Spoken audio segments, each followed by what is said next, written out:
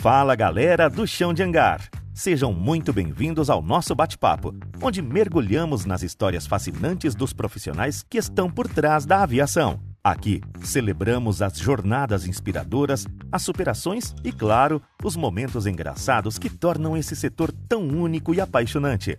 Nós somos Murilo César, técnico em estruturas aeronáutica, e Felipe de Paula, mecânico de manutenção aeronáutica, e neste espaço trazemos à tona as memórias e os aprendizados daqueles que fazem a aviação acontecer.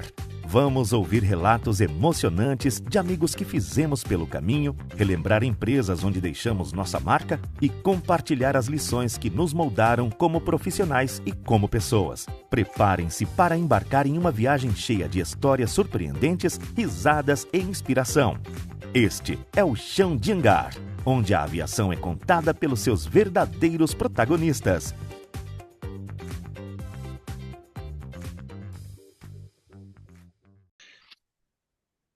Fala galera da aviação, mais uma vez aqui, dando continuidade no projeto. Hoje nós vamos receber Ariel Blanco, 27 anos de experiência na aviação. Ele já teve passagens em empresas como Omni, CHC e Gol. Hoje ele é analista de sistemas de gerenciamento e segurança do aeroporto de Macaé. Ariel, muito obrigado pela sua participação, tá? Por ceder esse espaço do seu tempo para estar aqui conversando com a gente, passando um pouquinho da sua experiência. E para quem não te conhece, Ariel, faz uma apresentação sua, por favor. Ô Murilo, primeiramente gostaria de agradecer aí o convite, né? É um prazer estar participando aí do canal de vocês, é muito interessante, achei a ideia excelente. E vamos lá, então a minha história na aviação começa na TAM Linhas Aéreas, no ano de 97. Eu ingressei para trabalhar na área na época era chamada de Security pela TAM, né? Uhum, Hoje a gente conhece como AVSEC, né, que é uma sigla também que vem do inglês, Aviation Security, né, que é a parte de proteção da aviação contra atos de interferência ilícita, né? uhum. Atividades de tentativa de ingresso de artefatos proibido, transporte de artefatos perigosos ao voo, né? E tive a oportunidade de trabalhar na TAM por 7 anos.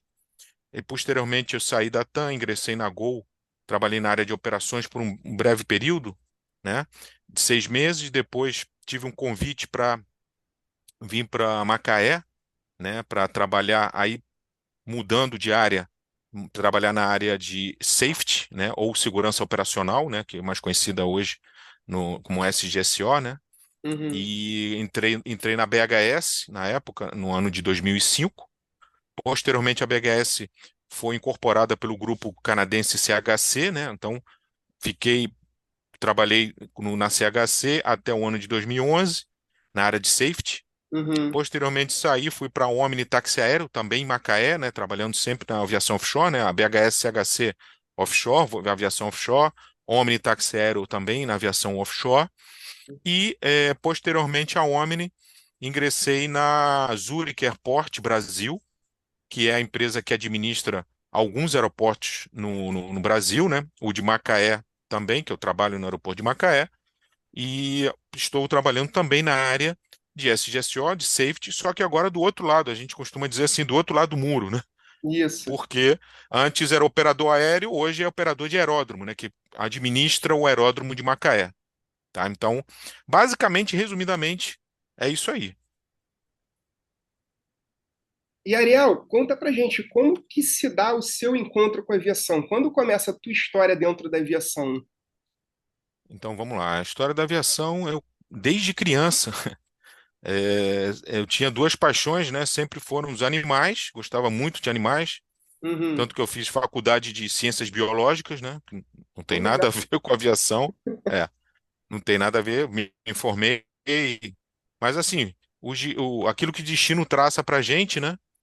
Então não foi possível continuar na área, na carreira, e aí optei por trabalhar em outras áreas, até o dia que eu vi uma chamada de emprego, na época ainda, lá nos idos anos de 97, você Uhum. procurava emprego no jornal, né? No Isso aí. jornal. E aí apareceu uma vaga de emprego, falava assim, agente de segurança TAM Linhas Aéreas. E aí a gente, naquela época, né, você tinha que mandar o currículo, né? Uhum, Por correio, na época, e mandei.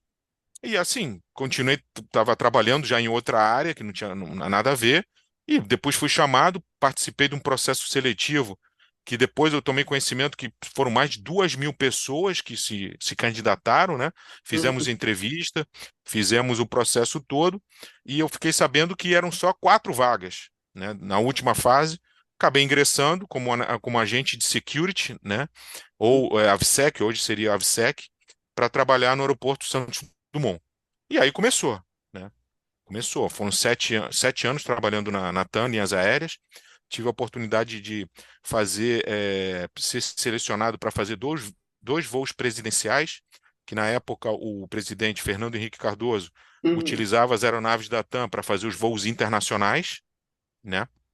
Na época a FAB dispunha de algumas aeronaves, mas eram aeronaves que tinham limitação de alcance. Certo. Então, o Fernando Henrique Cardoso utilizava os A330-200 da TAM para fazer voos internacionais de longa duração. Uhum, Então, o primeiro que eu fiz no ano de 2001 foi para a França e Espanha. E ainda no mesmo ano de 2001 foram 2 voos. O outro foi o que eu falei, volta ao mundo em 10 dias. Que nós saímos de Brasília, escala em Vancouver, no Canadá, Coreia do Sul, onde tinha a agenda do Fernando Henrique, certo. Coreia do Sul. De Coreia do Sul, fomos para Bali, na Indonésia, onde o Fernando Henrique tinha um encontro, não na Indonésia, mas sim no Timor-Leste, que o Brasil estava apoiando o governo que tinha sido recentemente estabelecido lá no Timor-Leste. E depois voltamos via África do Sul para o Brasil. Essa viagem em 10 dias.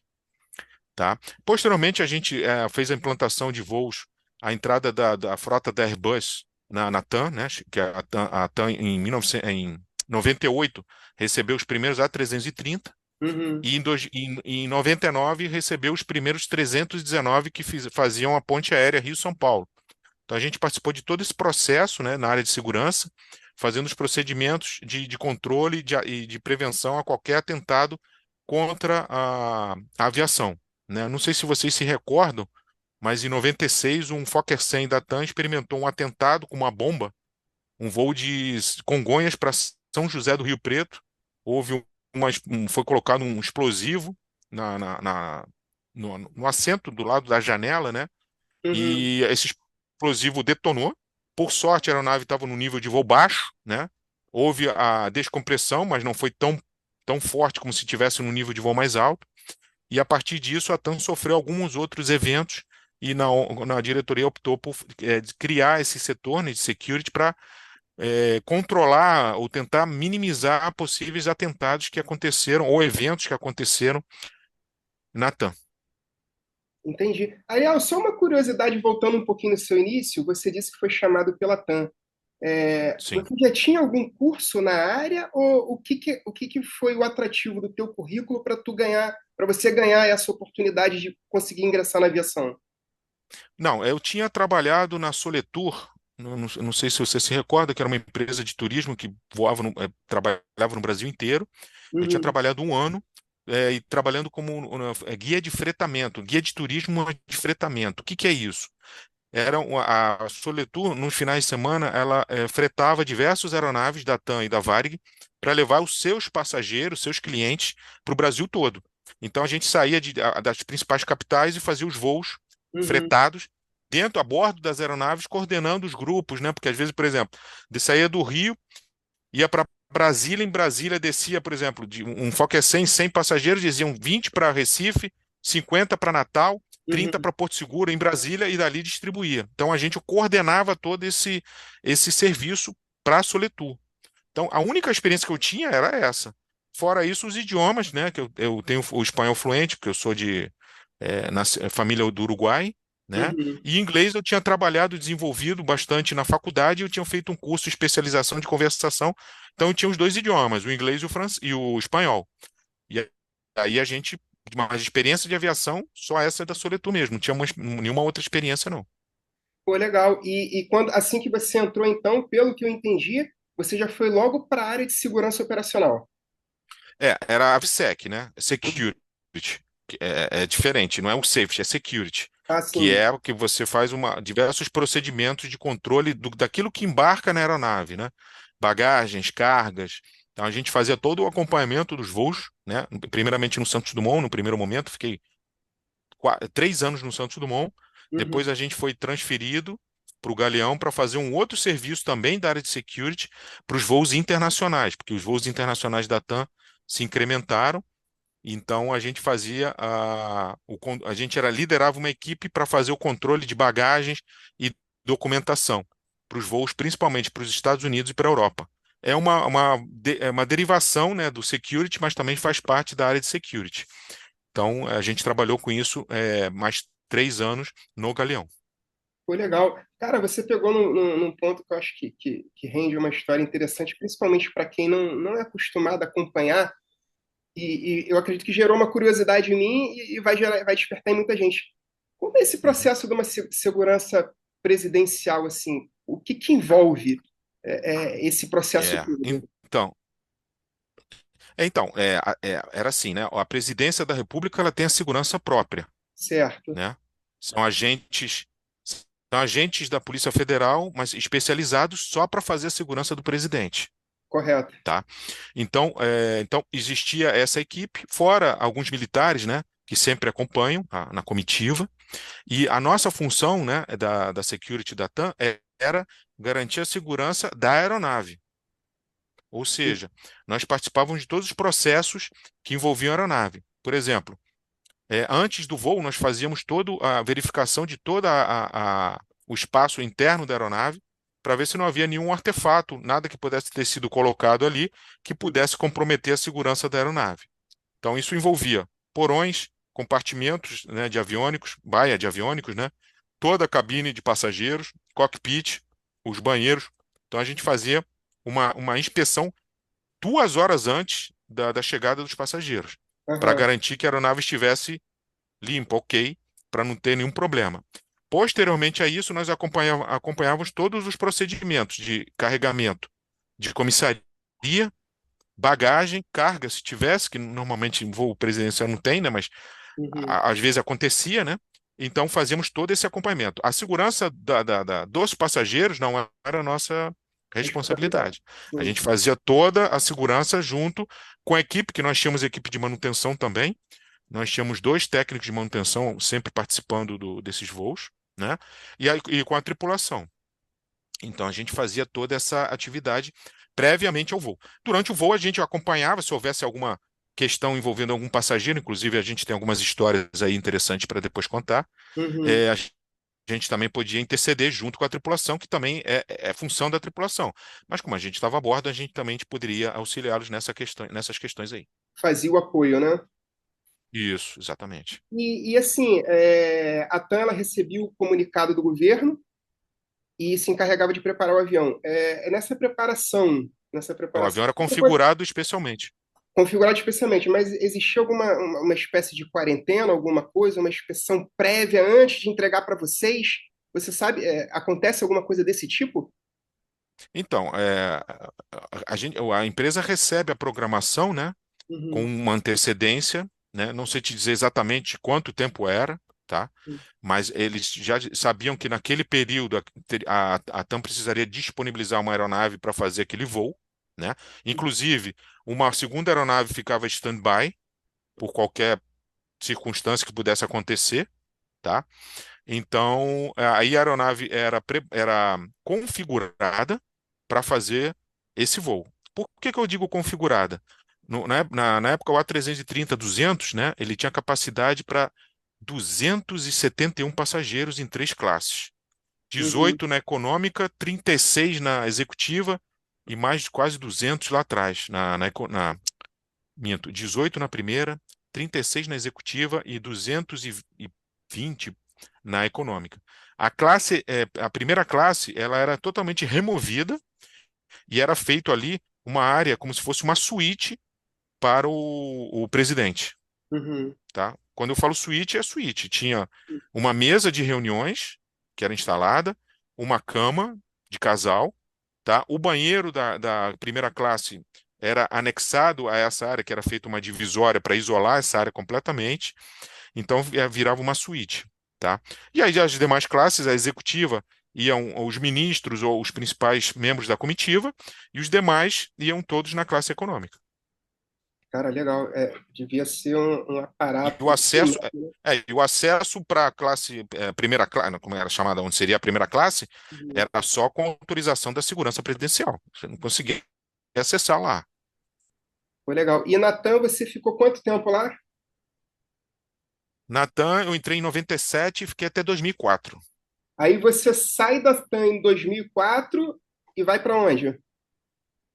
Então, aí eu entrei numa empresa que prestava serviços para a TAM no Santos Dumont, né?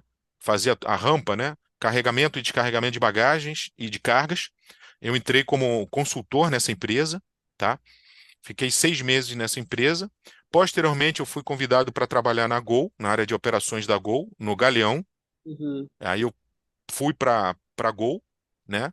Mas em seguida, naquele final de 2004, eu recebi um convite para de um gerente meu da TAM, né? Para vir para Macaé, para mudar totalmente da área. Até isso, até nessa área aí eu estava trabalhando na AVSEC, posteriormente operações, né? E uhum. aí eu recebi um convite para trabalhar na área de safety, né? Ou segurança operacional. E aí eu até falei pro meu gerente com o convite, cara, eu nunca trabalhei nessa área, não tenho conhecimento, não tenho muita experiência nessa área, porque são áreas totalmente, É. apesar de elas serem afins, né? Mas elas são totalmente distintas. E aí ele falou, não, vamos lá, que a gente vai fazer um curso de 2 semanas em São Paulo, Uhum. especificamente de segurança operacional, de safety. E aí a gente fomos primeiro para Macaé, ficamos uma semana em Macaé, depois fomos para São Paulo, numa empresa especializada em treinamentos dessa área de segurança operacional, e a gente fez o curso em 2 semanas, né? E Aham, em seguida começamos a trabalhar, desenvolver as atividades na BHS, né? entendi. Na área de safety, né? Segurança operacional.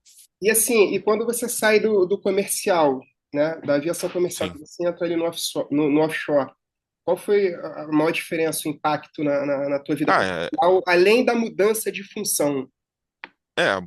para mim foi uma mudança radical, porque eu saí do Rio, vim para Macaé e saí da área de security, que eu já trabalhava aí há quase 8, 9 anos, né? Para entrar numa área que era totalmente nova para mim. Então foram várias mudanças. E da comercial para o offshore, a aviação é totalmente diferenciada, tá? Então foi uma adaptação que a gente teve, foi bem, bem, bem difícil, né? Porque a gente teve que se adaptar em um curtíssimo espaço de tempo, né? Mas é completamente diferente, né? A aviação comercial, você tem aqueles horários, né? Os equipamentos são totalmente diferentes, o helicóptero é outra realidade, outra operação. O offshore, né? Você tem diversas variáveis dentro da aviação offshore, né? Que são diferentes da aviação comercial. Você não pousa em aeroportos, você pousa em plataformas e navios, né? Que, pô, Uhum. só isso aí já é uma diferença Enorme. enorme. Então aí a gente estudando, a gente teve que mergulhar para aprender muita coisa, né? Legislação totalmente diferente, os RBACs, né? Os RBACs, diferentes do 121 para aviação comercial, 135 para táxi aéreo, né? Que era o Uhum. caso. Fora as outras normativas, inclusive da Marinha, em função do pouso em plataformas, né? E navios, definições de estruturas de helideck, né? Configurações de helideck, Uhum. toda essa legislação a gente teve que mergulhar para poder se atualizar, né? E aprender, porque eu não tinha experiência. E foi uma coisa muito, muito, assim, no primeiro momento foi difícil, mas a gente aprendeu bastante. Foi muito interessante porque a gente adquiriu conhecimento, assim, coisa de um ano foi uma coisa, assim, muito, muito grande mesmo, um volume de informação que a gente teve que assimilar é muito grande. Mesmo porque o volume de voo, o número de voo, né, pouso e decolagem no aeroporto ali é enorme, né, cara? Você tem uma aviação muito ativa ali, né? Muito atípica para helicóptero e muito ativa, né?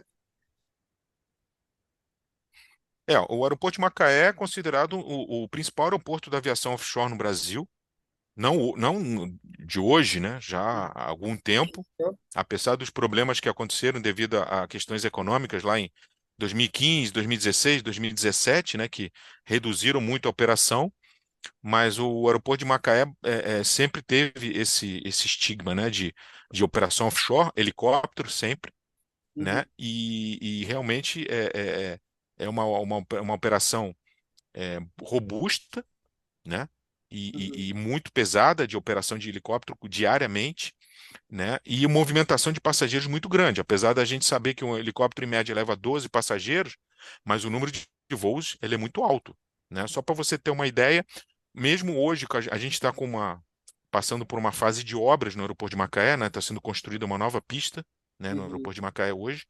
Mas para você ter ideia, o movimento de Macaé hoje ele é superior ao aeroporto de Vitória, que também é do grupo Zurich, em movimento.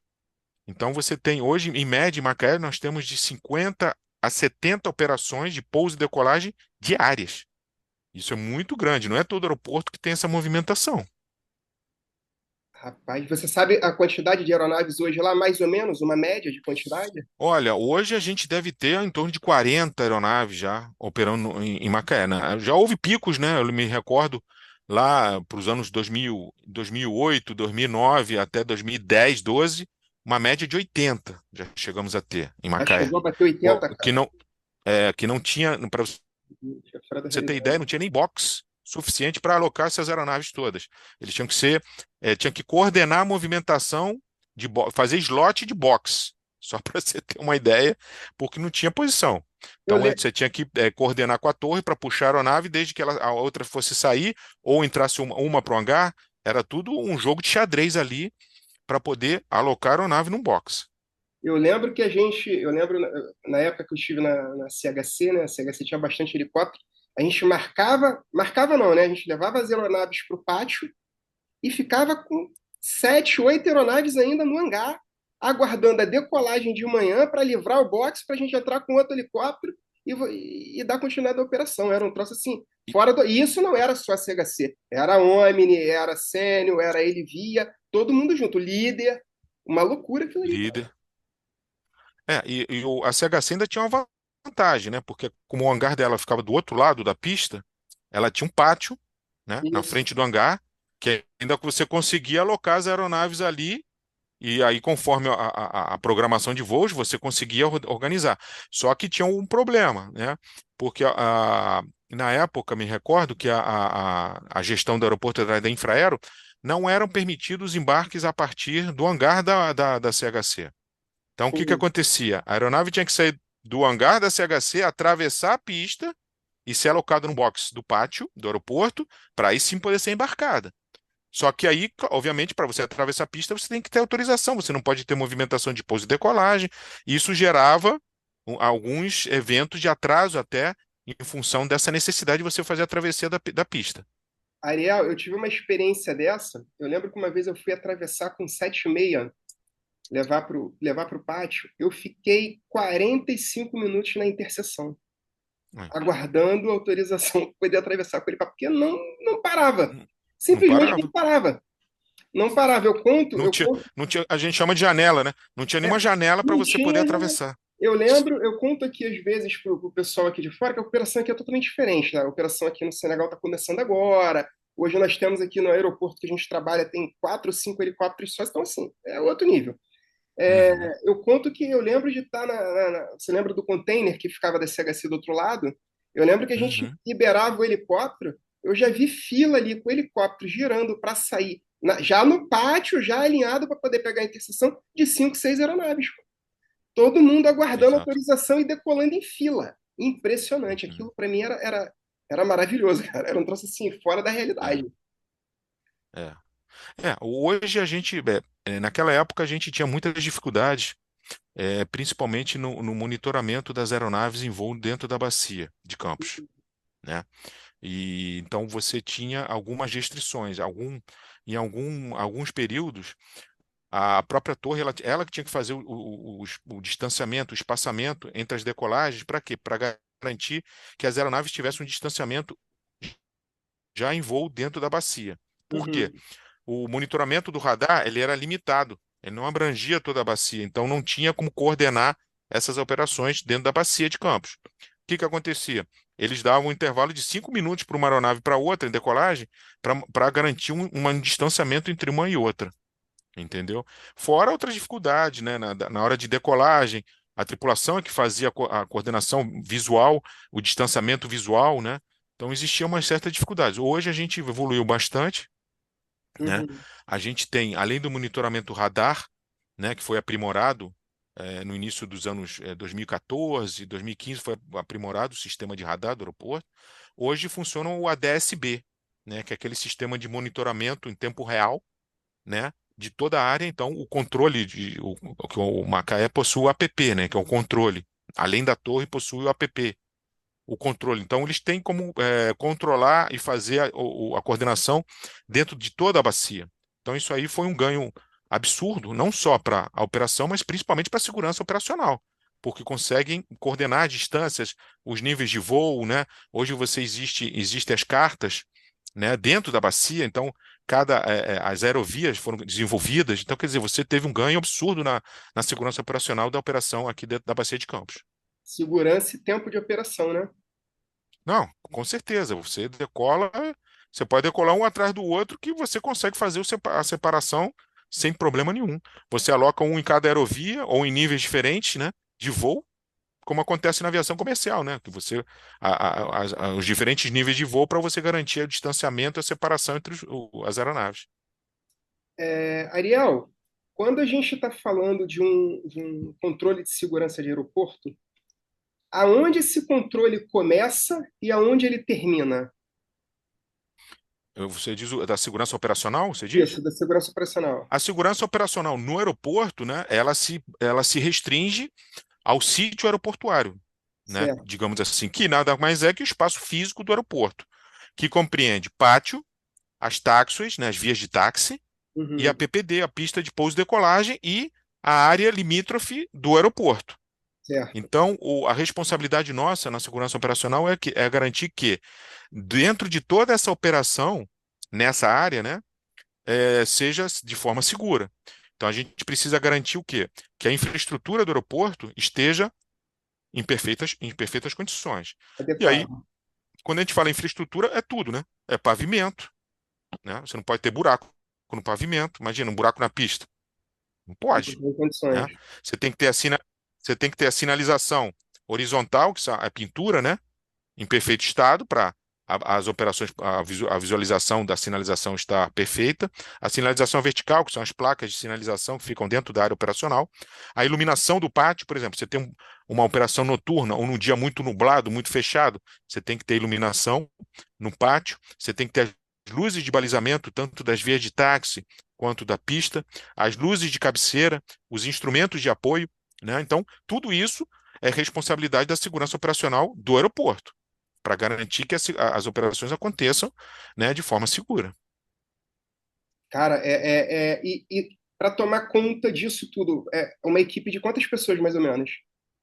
Então, de segurança operacional no aeroporto sou somente eu, né? Certo. Agora, nós temos as equipes de operações, nós temos equipes de AVSEC, né, que é a Uhum. segurança contra a interferência de dados ilícitos. O pessoal de operações, que aí nós temos o pessoal da coordenação, que a gente chama o Centro de Coordenação Aeroportuária, CCA. Temos Certo. o pessoal que fica no pátio, que faz as inspeções da área operacional como um todo, né? Aí temos o pessoal da torre, que hoje não é da Zurich. A torre em Macaé é de uma empresa que é estatal, né? A Nave Brasil, que Uhum. coordena as movimentações de pouso e decolagens, taxiamento, né? Então, são várias equipes trabalhando. Nós temos uma equipe também de bombeiros, né? Que são contratados da Zurich Airport, que são bombeiros de aeródromo, né? Que se chamam. São Uhum. equipes especializadas para emergências dentro de aeroportos. Então, é toda uma estrutura que é criada, né? Para poder garantir a infraestrutura estar em perfeita ordem para poder acontecer as operações aéreas, né? Temos a equipe de manutenção também, que é responsável pela manutenção de tudo isso que eu falei: pavimento, luzes, sinalização. Você imagina que você tem que ter sistemas de redundância, por exemplo, tem um blackout de energia. O aeroporto possui de geradores para manter a operação em funcionamento. Tem que manter a torre funcionando, tem que manter as luzes de balizamento funcionando. Então, né, tem que manter a infraestrutura mínima do terminal de passageiros funcionando. Então, quer dizer, é muita coisa que tem que ter em operação para o aeroporto poder funcionar. Controle de pórtico é com vocês também? O controle de pórtico é o AVSEC, que é a segurança de proteção contra atos de interferência ilícita. Então, existe uma empresa que é contratada, né, Uhum. que são os APACs, que são os agentes de proteção da aviação civil, que fazem aquela inspeção ali no controle de acesso para a área restrita de segurança, que se chama, que é os pátios e pistas do aeroporto. Entendi. Eu lembro que quando a gente trabalhava aí, a gente tinha por obrigação fazer o curso de AVSEC e o SGSO. Essa parte do Exato. treinamento é com vocês também? Vocês que fazem E o conteúdo, o que vai ser aplicado, o que não positivo. vai, vocês fazem. Isso, são dois treinamentos, como você falou, né? Uhum. Para a pessoa se credenciar, para poder ter a credencial, para poder acessar as áreas, né, de segurança ou as áreas operacionais do aeroporto. O treinamento de SGSO, ele fala especificamente de todos os procedimentos que têm que ser seguidos para garantir a segurança, não só do próprio funcionário, como das operações aéreas, né? O que você pode e não pode fazer dentro da área operacional, né? E o AVSEC é a mesma coisa, o que você pode ou não pode fazer dentro ao acessar a área operacional, o que você pode ingressar com ou não, uma vez que você vai estar ingressando numa área de segurança de um aeroporto, né? Esses conteúdos foram elaborados, sim, por nós, né? E hoje a Zurich ela tem uma plataforma, né? É uma plataforma de treinamento onde a Uhum. pessoa que vai se candidatar a emitir a sua credencial faz o treinamento. É um treinamento que ele é interativo, né? Você tem que responder alguns questionamentos conforme o conteúdo vai sendo passado, né? Administrado. Você vai tendo que responder, vai interagindo. Se você conseguir responder a contento, você passa no curso, você fica liberado. Se você não passa, você vai ter que fazer de novo, né, até você poder passar, porque significa que você entendeu o que está sendo passado para você. É uma forma de assegurar que as pessoas, quando vão se credenciar no aeroporto, tenham um conhecimento mínimo para poder estar dentro de uma área operacional. Ele continua sendo renovado a cada 2 anos? O credenciamento é renovado a cada 2 anos, a não ser que, por exemplo, existem outros treinamentos, né? A pessoa que vai dirigir veículos, equipamentos dentro da área operacional tem que Uhum. fazer um outro curso que se chama direção defensiva, né? Esse direção defensiva, às vezes, ele pode ser limitado pela validade da habilitação da pessoa. Por exemplo, ele faz o curso agora, mas a habilitação dele vai vencer daqui a um ano. O curso dele de direção defensiva vai vencer também junto com a habilitação. Então, a credencial dele só vai sair com validade de um ano, Entendi. entendeu? E É Ariel, basicamente isso. Limita a validade. como experiência sua nessa área, cara, que é uma área assim, muito legal, eu imagino o trabalho que vocês devem ter para manter isso tudo em ordem, funcionando, sob controle, porque assim, é bem complexo. O Uhum. que mais, o que você pode considerar assim que mais perturba a segurança aeroportuária hoje? Você diz especificamente Macaé? Macaé, né? Macaé. Macaé, o que você... Então, hoje, em função das obras, a gente não tem aviação comercial, né? Porque a gente está com a pista reduzida em função da construção da nova pista, então é só a operação offshore, né? É. E basicamente, hoje as principais dificuldades que a gente tem são, primeiro, questões ambientais, né? Como queimadas, né? Nas proximidades do sítio aeroportuário, despejo irregular de resíduos também nas proximidades, como descartes de material orgânico, restos de comida, restos de animais mortos, que às vezes acontece, e isso gera impacto por quê? Porque atrai uma certa quantidade específica de fauna, principalmente avifauna, que a gente chama, que são aves, e que começam a disputar o espaço com as aeronaves em aproximação e em manobras de pouso e decolagem do aeroporto. Então, as principais dificuldades hoje no aeroporto de Macaé são essas, tá? Em função dessas questões que acontecem e que a gente precisa interagir com a comunidade do entorno do aeroporto para a gente poder fazer um controle e redução desses problemas. Eu lembro que isso já era um problema, assim, tem 5 anos que eu saí de lá, Macaé deve ter uns 7 anos Foi minha última passagem lá pelo aeroporto. Eu lembro que esse já era um dos principais problemas, né? Principalmente a aproximação de aves ali, que não adianta, cara. Isso. É É. difícil fazer essa conscientização, é difícil trabalhar em cima disso daí para a gente conseguir essa redução, né, cara? Eu imagino a luta que deve ser e a preocupação que é, né, cara? Porque É. realmente não é brincadeira. A gente tem parceria com a Prefeitura de Macaé, né? Com a Uhum, Secretaria de Obras e Secretaria de Meio Ambiente, justamente para nos dar esse tipo de suporte, né, de apoio. Por quê? Na maioria das vezes, não. Sempre não está dentro do sítio aeroportuário o problema. Está nas margens, nas áreas adjacentes ao sítio aeroportuário. Dentro uhum. do sítio aeroportuário, a gente consegue resolver. Mas quando é fora, a gente não consegue, a gente não tem autonomia para isso. Então a gente precisa realmente dessa parceria com os órgãos de prefeitura, né, para poder sanar, acioná-los e fazer a remoção dessas questões, né?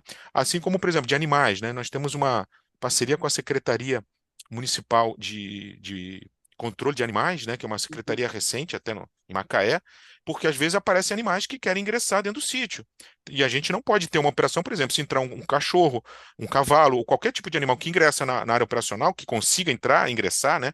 A gente trabalha sempre para manter o cercamento sempre em ordem, para evitar esse tipo de ingresso, mas pode acontecer.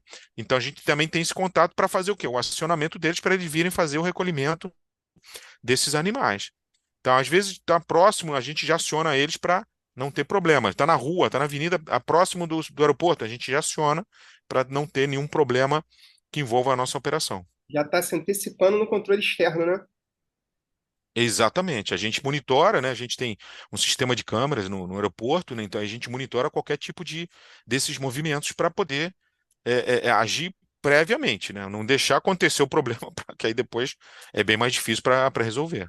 Tu se recorda de alguma ocorrência, por exemplo, de invasão do aeroporto, pessoa entrando sem autorização, alguma coisa assim ali em Macaé? Nós tivemos, sim.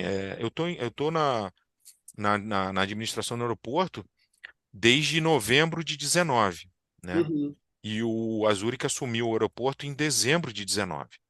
Então, dessa época para cá, nós tivemos uma invasão no nosso aeroporto de uma pessoa que havia saído de uma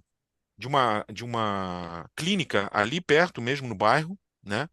E ela estava fora da realidade, né? Ela estava realmente com alguma questão e ela ingressou, ela conseguiu passar por cima do cercamento, tá? E olha que o nosso cercamento é um cercamento que é padrão ICAO, né? Que é mandatório, 2,40 m de altura. Não é Rapaz, uma não é cerca baixo. pequena, baixa, né? É.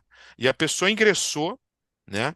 E ela ingressou num pátio e ela se encaminhou para uma aeronave, né? Que estava em giro já, né? Por sorte, um comandante que estava aguardando o embarque de uma outra aeronave, percebendo que ela não era nem passageiro e, obviamente, nem funcionária do aeroporto, de nenhuma outra empresa do aeroporto, ele chegou, se aproximou dela e começou a conversar com ela. E aí as outras pessoas, outros funcionários viram, acionaram a nossa equipe, né, de operações, nós fomos até lá, fizemos a condução da pessoa, verificamos que ela tinha realmente alguns problemas de ordem psicológica, Meu né? Deus. E conseguimos o contato da família dela, a família veio, resgatou ela, né? Levou ela de novo para casa, explicou que ela estava em tratamento, ela estava numa clínica ali no bairro, mas felizmente a gente teve a intercessão, né, de uma pessoa que trabalha no aeroporto, porque teve a percepção que ela não era passageira, né, e estava se encaminhando para essa aeronave que já estava em giro e que era um risco, porque ela podia se aproximar da aeronave em giro e ser atingida por uma das partes do rotor principal, e aí é um acidente né, no mínimo grave, né, para não dizer fatal. Então, a gente teve essa invasão. Nós fizemos uma análise do evento, né, fizemos uma verificação em todo o cercamento próximo da área que ela conseguiu acessar. Foram feitas algumas ações de melhorias, né? Mas de ingresso, felizmente, foi só esse, nesse período, né, que eu estou te falando, de Não, sim, dezembro sim. de 20 para cá, tá? Agora, logo que a gente assumiu, a gente tinha algumas dificuldades, porque o cercamento ele não estava contento. Logo no Uhum. início, né, da nossa gestão, e aí a gente precisava fazer ações de controle porque o ingresso de animais acontecia, né? Então a gente precisava fazer a captura, a retirada e as ações de controle do cercamento. Hoje eu já posso te dizer para você que a gente não tem eventos de ingresso já há algum tempo, há um bom tempo já. Eu posso te dizer que desde o ano passado, de 23, 24, a gente não tem nenhum registro dessa natureza lá. Entendeu? Exatamente por causa dessas ações de melhorias que a gente já vem desenvolvendo no aeroporto, né, para garantir a segurança das operações. Cara, e assim, foi muito importante, porque na minha cabeça já veio a ação do piloto, que ele teve a percepção da pessoa, a Uhum, importância dos treinamentos, que às vezes não se dá o devido valor ao que é.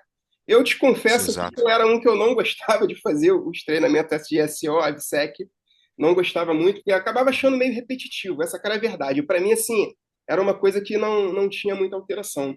Só que os anos Uhum, vão vindo, né, a experiência vai chegando, e as experiências, né, reais da vida, elas vão aparecendo.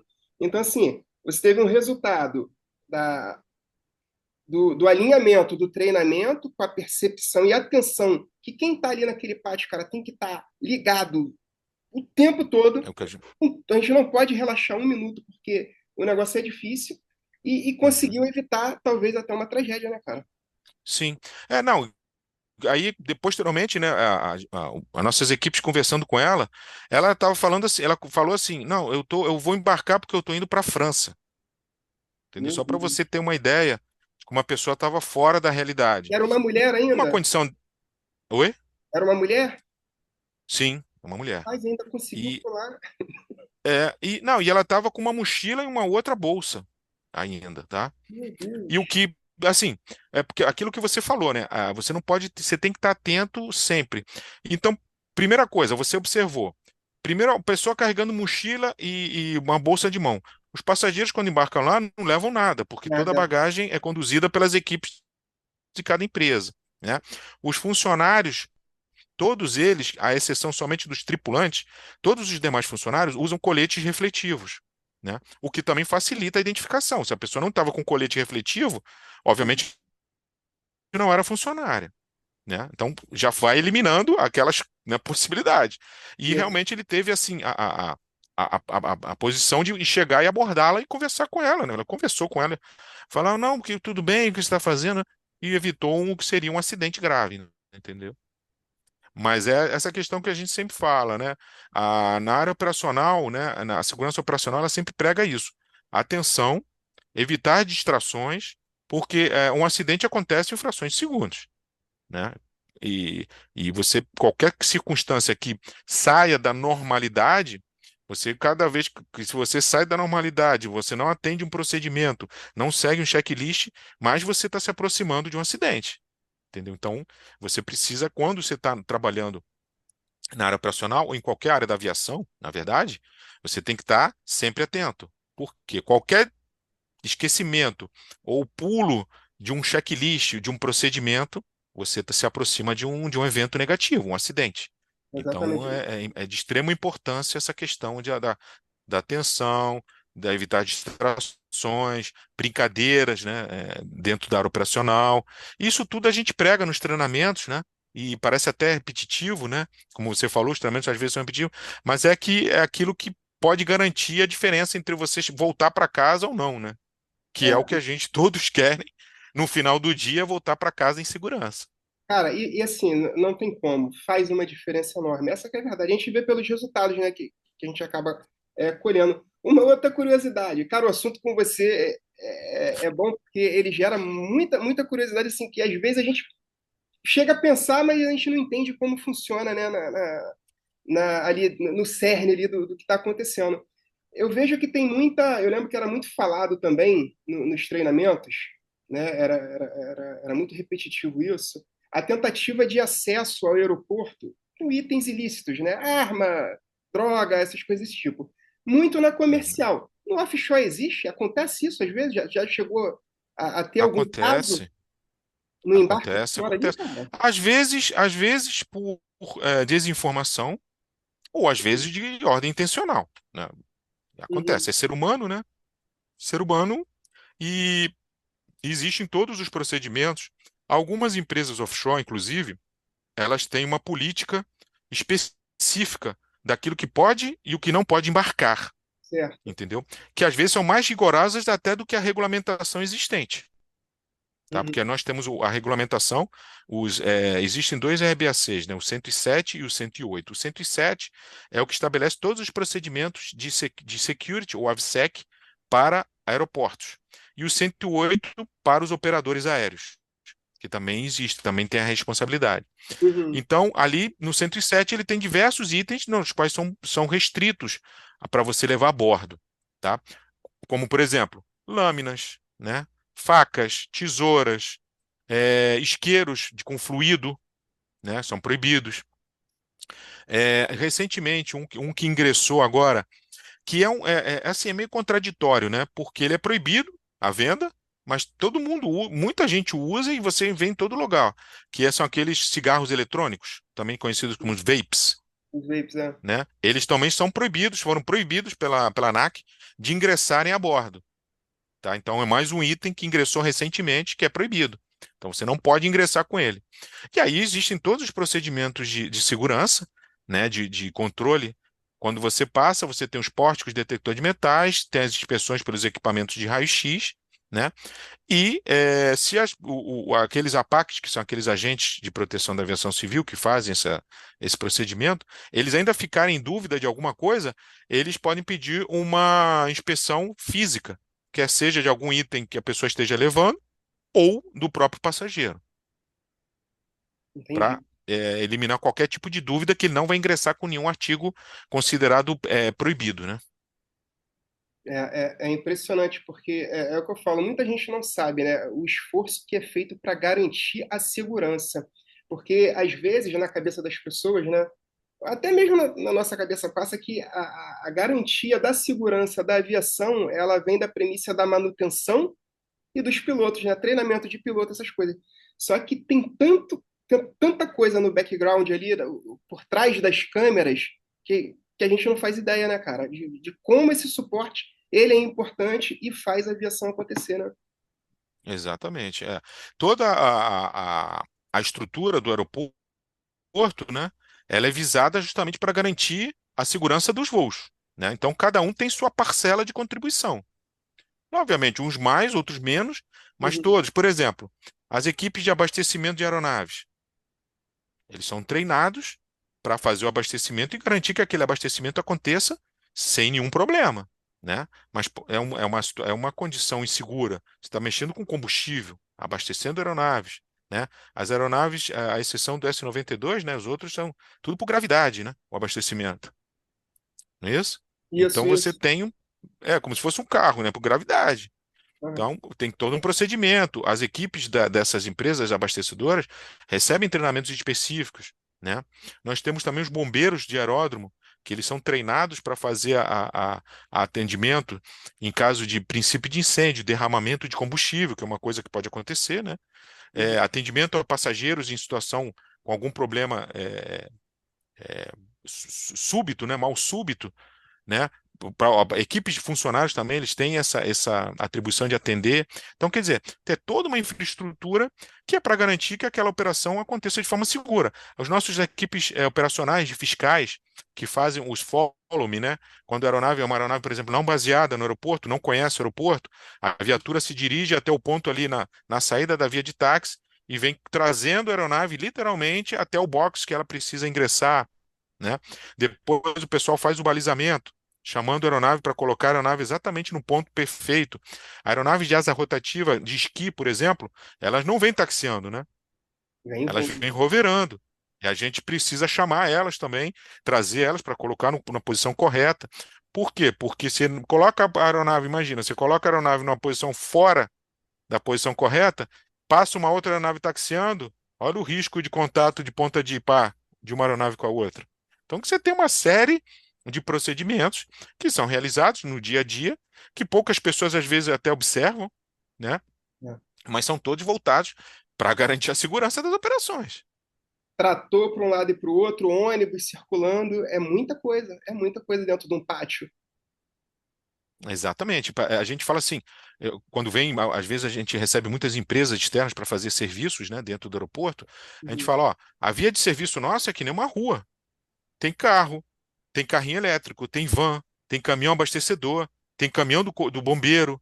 Tem uma série de veículos que transitam ali. Ah, mas a velocidade é limitada. É limitada, mas o trânsito acontece. Então você tem que ter a responsabilidade e a atenção como se você fosse atravessar uma rua. Tem que olhar para ambos os lados, porque a via de serviço é de mão dupla, né? Você tem que olhar para os dois lados, saber que o veículo vai estar passando ali, não ter distração, né? Então, tudo isso a gente conversa nos treinamentos, divulga, reforça, emite os relatórios de prevenção, né? Que são os famosos REOPREVs, que é uma ferramenta de prevenção muito utilizada na segurança operacional, né? Quando a gente recebe um relato de alguma condição ou um ato inseguro, né, que algumas pessoas ou pessoas fizeram. Então, tudo isso é trabalhado, né? Temos canal aberto com todos os operadores aéreos, com todas as empresas que têm atividades na área operacional, né? Fazemos reuniões periódicas com eles, informando eventos que aconteceram, divulgando condições inseguras existentes. Então, quer dizer, é todo um trabalho que é feito para garantir a segurança. Muito legal. E com relação à parte de, por exemplo, se a gente tiver uma emergência, um pouso de emergência, por exemplo, como é que é esse envolvimento de vocês? Então, pouso de emergência, a aeronave declarando emergência, né, a torre recebe esse chamado, né? E Uhum. a primeira coisa é acionar a nossa SCI, né, que a gente chama, que é a Seção de Combate a Incêndio, né, que são Certo. os bombeiros do aeroporto. Então, os bombeiros são acionados, tá? Por regulamentação, né? Isso é uma coisa que é interessante. Eles têm até 3 minutos para chegar na cabeceira mais distante da pista e despejar 50% do agente extintor que ele tem no caminhão. Então ele tem até 3 minutos para sair da posição dele, chegar na cabeceira mais distante e despejar 50% do tanque dele. O nosso caminhão hoje ele tem 5.600 litros de água, né? Então daria 5.600, 2.500, 5, 2.800. Ele tem que despejar 2.800 litros de água em até 3 minutos do início do acionamento lá atrás. Acionou, tocou a sirene lá na seção, eles têm que pegar o caminhão e sair para fazer esse atendimento. Então, numa situação de solicitação de emergência, o caminhão fica posicionado numa posição estratégica, aguardando o pouso daquela aeronave em emergência. Conforme for o desenrolar, se a aeronave conseguir pousar normalmente, Uhum. ok. Ele pode até acompanhar posteriormente, né, o táxi da aeronave até o box, ou se houver um acidente, realmente, aí ele vai interceder, né, conforme aquilo que acontecer com a aeronave, tá? Que pode ser o quê? Um pouso duro, né, que a gente chama. A aeronave pode crashear na pista, pode Uhum. sair fora para uma das laterais da pista, que a gente chama de runway excursion, né, excursão fora da pista, né, ou pode seguir pela extensão da pista e varar a cabeceira. Aí ele vai dar naquela área final que chama de stopway, né, uma área final da pista, e ainda tem uma área de segurança adicional mais no final, que não é asfaltada, pavimentada, mas é uma área plana, nivelada, justamente Uhum. para a aeronave concluir a sua frenagem nessa área. Então, aí dependendo da circunstância, os bombeiros vão agir. Posteriormente a isso, a gente também tem as equipes médicas que não ficam no aeroporto, né? Mas a gente tem como acionar se houver necessidade de atendimento médico aos passageiros, tripulantes, num caso de um evento de acidente, né? Cara, é um envolvimento muito grande. Eu lembro que há muito tempo atrás, eu não sei se existe esse treinamento ainda, se ele é praticado, e eu nem lembro, na verdade, por onde. Eu lembro que eu recebi, eu acho que não sei se foi pela Infraero, se foi para uma empresa contratada. Eles fizeram um simulado de um acidente com a gente lá. Eu lembro que foi o Uhum. pessoal para uma área lá reservada, todo mundo no chão, estirado, como se tivesse acabado de acontecer o acidente, para a gente fazer a simulação do primeiro atendimento, do primeiro socorro, da preparação. O bombeiro veio junto. Toda essa história que você falou, isso acontece ainda? Esse daí era o famoso o treinamento do ESEAC, Exato. exercício de acidente, né, simulado de acidente, né? Assim, a regulamentação mudou um pouco e isso não é mais obrigatório. Para o aeroporto de Macaé especificamente, não é mais obrigatório, em função da classe do aeroporto, do número de movimento de passageiros do aeroporto, tá? Mas Isso. alguns simulados são feitos. Alguns simulados são feitos, são simulados de acionamento, acionamento de órgãos externos, por exemplo, como se fosse um acidente aeronáutico de maior porte, a gente precisaria chamar bombeiros, né, civil, o bombeiro militar, né, externo, que é um bombeiro da cidade mesmo, chamar os serviços médicos também da cidade. Então, realmente, a gente faz esses simulados. Inclusive, aqui em Macaé, recentemente, nós realizamos um simulado de gerenciamento de crise, onde a gente coloca cenários, né, possíveis, né, de condições que podem acontecer no aeroporto, e a gente chama todas as áreas da Zurich, né, para trabalhar em cima desses cenários, Uhum. entendeu? Por exemplo, uma aeronave varou a pista, parou lá no final da cabeceira 24. O que que a operações precisa fazer nesse cenário? O que a manutenção precisa fazer nesse cenário? O que a segurança operacional precisa fazer nesse cenário? O que o AVSEC precisa fazer nesse cenário? E ali são desenvolvidos questionamentos, acionamentos, até checagem de acionamentos, por exemplo. Eu vou precisar de um. Vou precisar acionar uma empresa para trazer um guindaste para remover a aeronave daquela posição. Eu tenho que ligar para a empresa para saber que tipo de guindaste, em quanto tempo, qual é o tempo de resposta deles, né? Qual o veículo que vai ingressar, o tipo de guindaste, tudo isso a gente precisa, e isso é feito, um simulado anualmente, para a gente estar meio que pronto, né, digamos assim, ou treinado para, numa situação real, poder agir da melhor forma e da forma mais rápida possível. Não é, não é brincadeira, né? O troço é É bem muita sério. coisa. É bem Não, sério. é muita responsabilidade, né? É bastante responsabilidade. É muita responsabilidade. Ariel, nesses 27 anos de aviação, a gente já está chegando na fase final, tá? O assunto aqui, Uhum. cara, foi espetacular. Muito bom falar com você. É muita informação boa. É o que eu estou te falando, assim, a ideia da nossa conversa, desse projeto que a gente está fazendo, é realmente contar algumas histórias para as pessoas que não conhecem. Porque, assim, quem faz a aviação realmente acontecer é quem está aqui com a gente, é quem está ali no chão do hangar, é quem está no pátio, é quem está lá na Exato. torre, é quem está lá na casinha monitorando tudo, é todo mundo que está envolvido nessa parte. E, assim, está sendo muito construtivo para mim, está sendo bem legal mesmo, assim, poder estar participando novamente. Eu tô praticamente fazendo um treinamento de novo aqui com você, estou renovando o meu treinamento aqui com você. Deixa eu te Muito fazer bom, muito bom. Para mim, então, vai ser muito bom. muito legal. Deixa eu te fazer uma pergunta. Nesses 27 anos dentro da aviação, o que que ela representa para você na tua vida? Aviação é tudo para mim, né? Se não fosse aviação, eu não sei o que que eu estaria fazendo hoje, né? Representa tudo para mim, porque foi com ela que eu consegui estabelecer uma família, né? Consegui ter a minha casa, consegui tudo aquilo que eu tenho hoje, eu devo à aviação, né? Então, para mim é a minha vida. A minha aviação hoje é minha vida. Pô, 27 anos, cara. Então, por aí você vê que é muito tempo, muito, né, tempo nessa estrada. E assim, é uma coisa que eu, particularmente, eu faço com prazer, entendeu? Pode ser que lá para frente eu chegue, pô, já não quero mais, né? Já dei minha contribuição, não quero mais, mas assim, é uma coisa que eu gosto, eu faço com prazer.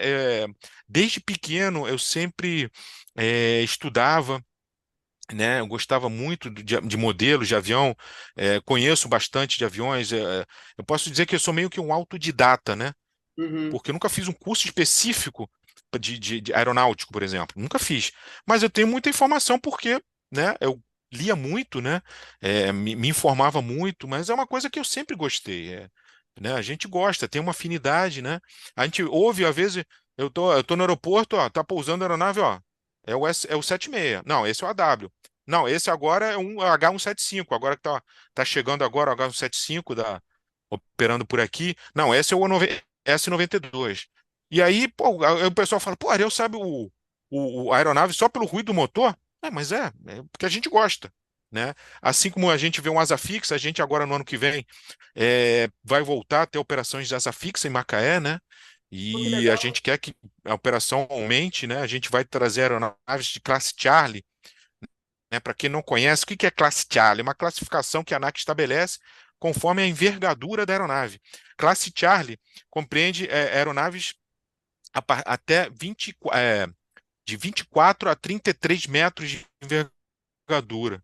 Então, são aeronaves do porte de um Airbus 319, 320, um Embraer 195, Boeing 737-700. Então, a gente vai ter essas aeronaves operando em Macaé, aviação comercial retornando para Macaé, mas de uma forma muito mais robusta do que já aconteceu na história toda de Macaé. Vai ser uma nova fase realmente do aeroporto de Macaé e vai acontecer em 2025.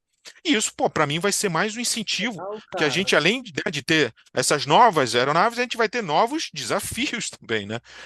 Equipamentos novos, novos desafios. Mas é aquilo que eu te falo, o Murilo. Cara, eu gosto muito e é por isso que eu ainda estou aqui. O dia que enjoar, eu falar, para mim chega, aí eu vou pensar o que eu vou fazer, mas aviação para mim é tudo, a minha vida é tudo. Eu sempre brinco, as pessoas às vezes perguntam, né? Você gosta do que você faz? Eu falo, rapaz, 26 anos trabalhando com aviação, não é possível que eu não goste. Não tem como. E depois, uma vez que você entra, é a história como é que do mosquitinho, né? Da abelha que te pica. Uma É, vez que entrou na aviação, cara, para é, você sair é muito difícil, né, cara? É muito difícil. o pessoal fala do mosquitinho, fala, o cara cheirou muito querosene de aviação, né? Aí sentiu o cheiro do querosene, pronto, não tem, não tem como largar. Mas realmente, quem está nessa área é porque realmente tem afinidade, gosta daquilo que está fazendo, né? Às vezes a gente passa por várias dificuldades, né? Mas a gente é difícil largar. Realmente, a pessoa às vezes não consegue largar mesmo. E é isso, é gostar, é fazer aquilo que você acha bom para você, né? Na minha função específica, eu trabalho para garantir a segurança de todo mundo, né? É uma questão que às vezes as pessoas não percebem bem, mas eu trabalho para garantir a segurança dos funcionários que trabalham no aeroporto, né? Dos passageiros e de todo mundo que está do meu lado, dos meus colegas de trabalho, todo mundo. A gente está trabalhando para garantir a segurança de todos. Então, tem esse lado também, né? De ser trabalhar com a prevenção de acidente, que é muito gratificante, né? Então, é isso, cara. É uma diversão, é uma dedicação, né? E é uma paixão, né? Não tem jeito, não tem outra classificação. E deixa eu te fazer uma outra pergunta. Se é que teve, qual foi o momento mais difícil dentro da aviação para você? Rapaz, a gente teve alguns solavancos aí, né? Infelizmente, eu tive que. Estava em algumas empresas aí quando do acontecimento de acidentes, né? E o acidente nunca é bom, né? Não só para quem trabalha naquela empresa, mas para a aviação como um todo, né? E a gente teve alguns eventos aí, como aconteceu no acidente do Super Puma, da BHS, lá em 98, né? Uhum. Que ele crasheou, decolando, se não me falha a memória, da plataforma P-18, né? E felizmente a maioria sobreviveu, né? Mas a gente perdeu um comandante, o comandante Calmon, na época, ele nunca foi localizado. Então, assim, a gente passou por alguns baques, né? Desses alguns acidentes assim, mesmo que não seja da empresa que a gente trabalha, de outras empresas, como foi o AW, o Sierra Ecoquilo da Senior, né? Também que se acidentou, e a mesma não trabalhando na empresa, mas a gente fica sentido porque é gente que a gente está próximo, né? Que a gente conhece, ou que pelo menos tem algum tipo de contato. E para aviação, eu entendo assim, a aviação é uma coisa só, né? Um elo só. É uma Quando família, acontece o cara. acidente, a gente fica sentido. Né? Como se fosse uma grande família no mundo inteiro, né? Porque às vezes acontece um acidente lá do outro lado do mundo, falei, caramba, o que que aconteceu? A gente fica se questionando, e a gente que trabalha na segurança, mais ainda, né? A gente fica, pô, como é que isso acontece? Pô, falhou isso, falhou aquilo, mas não é possível, cara. E agora, recentemente, a gente teve esse acidente do ATR lá da Voepes, né? Uhum. A Voipes já operou aqui em Macaé, entendeu? Então, quer dizer, é tudo conectado de alguma forma, né? Esse modelo, a gente já voou nesse modelo várias vezes. Então, quer dizer, a gente fica sentido, né, quando acontece um acidente e fica, assim, querendo esclarecer, falando, pô, aí a gente começa. Eu, particularmente, começo, não, cara, isso aqui, bom, isso aqui falhou, isso aqui não atendeu, isso aqui não foi feito. E aí você começa, né? Porque a gente sempre faz esse trabalho, mesmo Consegue que imaginar. individualmente, né? Ou pessoalmente, né? A gente faz, pô, cara, como é que é possível ter acontecido isso? E a gente começa a trabalhar. Inclusive, acho que hoje está saindo o relatório preliminar, né, do acidente lá É, da Voipass, acho que o CNI vai emitir.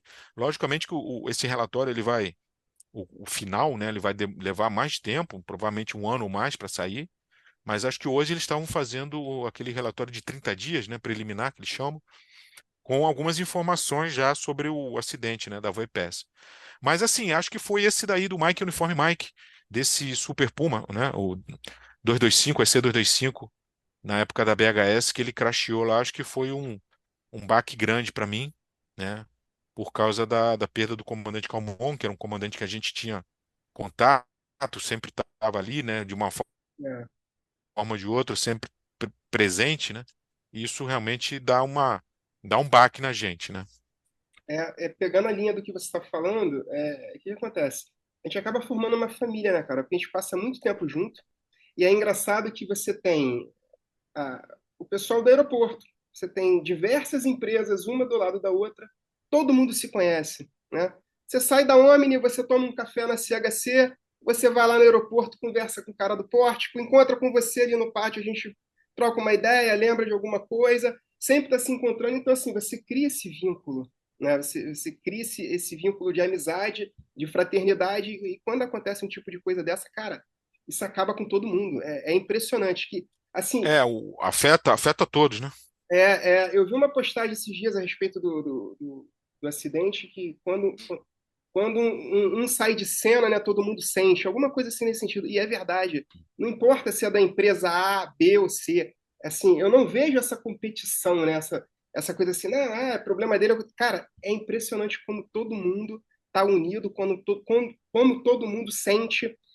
Eu vejo assim, uma mobilização muito grande nessa área e isso me orgulha muito, cara. É assim, ó, por exemplo, se a gente está com um colega com uma dificuldade, com algum problema, cara, já a pessoa já junta, já faz uma vaquinha, já cria um grupo, já faz alguma coisa, todo mundo se ajuda, e não importa se é da empresa A, B ou C, cara, sempre está todo mundo junto. Isso é impressionante, é espetacular para mim. É o que me apaixona cada vez mais pela aviação. Não, é verdade, cara. E não, e assim, eu trabalho na segurança operacional, né?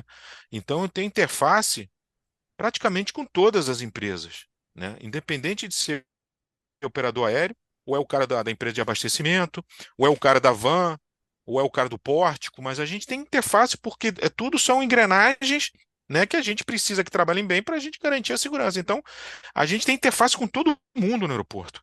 E isso é o que você falou, quando acontece um evento dessa natureza, pô, é um baque para geral. Não tem como dizer que não, Entende? entendeu? Porque realmente está todo mundo, de alguma forma, está conectado. De alguma forma está conectado. Então, todo mundo sente, né? Ariel, dentro da aviação, quem foi o seu maior professor? Ah, rapaz, eu tive vários, tá? Tive vários. Ó, Natan, né, o meu gerente, Mati Ben Moshe, ele é israelense. Foi uma referência para mim, né? Até porque foi na primeira empresa que eu ingressei na aviação, né? Uhum. Foi muito bom trabalhar com ele, conviver com ele. Ele tinha muita experiência, foi muito proveitoso, né? Na Omni, a gente teve alguns comandantes aí que também sempre nos auxiliaram bastante, comandante Fleury, o comandante Vitor Antunes, pô, pessoas assim muito boas. Posso até estar esquecendo algum ou outro aí, tá? Mas realmente na CHC a gente teve vários comandantes aí, comandante Marinho, Maggioli, um pessoal, tem bastante gente, cara. Eu tenho medo de ficar falando assim porque a gente vai acabar esquecendo, mas são muitos, cara, porque cada local você tem alguém, né, que está sempre ali em atividade, trabalhando, e sempre tem pessoas que gostam de contribuir, de ajudar, de participar, entendeu? Então, é muita gente, né? E esse tempo todo na área é bastante gente. Eu tenho medo de falar assim nomes porque você acaba esquecendo, né? Mas esses que eu falei realmente foram pessoas que realmente me ajudaram, me auxiliaram muitas vezes, né? E eu tenho muito gratidão com relação a eles aí, porque talvez se não fosse por eles, nem estaria aqui hoje. Legal. E deixa eu te falar, tem alguma situação inusitada para contar para gente? Nesses 27 anos de história de aviação? Rapaz, vamos lá, posso contar uma lá da época da TAM. Aham, Na TAM, eu era agente de security, né, de AVSEC, e na TAM eu trabalhei né, no Santos Dumont de 97 até 2001, 2000, até o ano 2000. E a gente operava lá no Santos Dumont na época, ele não tinha os fingers, né, as pontes de embarque, né? isso. O embarque era você tinha um saguão de embarque, né, tinha as portas, abria-se as portas, os passageiros se dirigiam até as aeronaves, né, conforme o pessoal de apoio ia orientando, né, para cada um embarcar no voo certo, né, porque senão o cara sai para embarcar para São Paulo, embarca no voo de Belo Horizonte, embarcava no voo de Ribeirão Preto e dava aquela confusão. Aí acho que um dia, foi um período, um dia de manhã, aí, né, a gente com rádio, né, aí de repente me chamam a gente para ir até uma aeronave que estava numa posição meio afastada, que era um Fokker 50, né, aquele turbo-hélice da Fokker, né, e a aeronave não estava ainda preparada para voo. E aí o pessoal me chama e fala assim, pô, Ariel, temos uma situação assim, assim. Eu já sabia quando me chamavam que era pepino, porque para chamar o AVSEC era pepino. E aí eu fui chamado para ir para uma aeronave que estava numa posição mais afastada, né? Porque um passageiro passou pelo embarque e se dirigiu para aquela aeronave. Ué, mas eu falei, ué, mas aquela aeronave não está embarcando, por que que ela foi para lá? O pessoal não soube me precisar bem o porquê disso. Aí tá. Aí eu vou, a aeronave ficava com a porta aberta, né? Por questões até de ventilação. Aí eu ingressei na aeronave e tinha um senhor sentado numa das poltronas, uma aeronave de 50 lugares, estava só ele, a aeronave toda desligada, tudo apagado. Era de dia, mas estava apagado, estava escura dentro da aeronave. Não tinha tripulação, não tinha ninguém lá dentro, só ele. Aí eu chego a bordo dele, senhor, bom dia, tudo bem?